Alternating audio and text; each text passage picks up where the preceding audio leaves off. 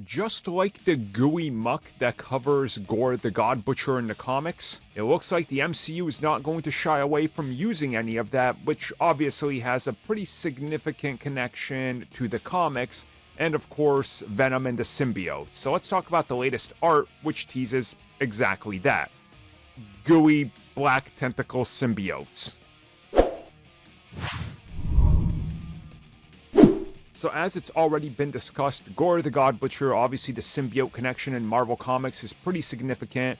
You know, the black on him, including like the headpiece / the cape it forms and everything, is obviously connected to the symbiotes, connected to the Necro Sword, which is his sort of organic, alive, gooey sword thing. I don't know what other words I could use for it. It's weird. Anyways, though, you guys know the symbiote connection. There's now symbiote existing in the MCU. It's the leftover piece of Venom.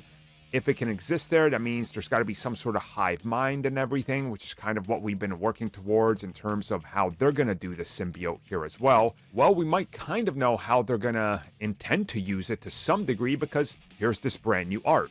Gorr the God Butcher, the Necrosword, and the black gooey symbiote thing.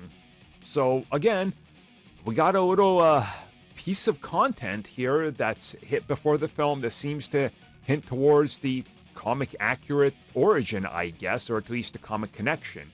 And maybe this was the plan all along, which is why exactly Marvel decided, hey, we can keep a piece of the symbiote behind from Venom, we'll do our own thing, we can explain how it works in this universe and what it does, because obviously we're going to build it up here.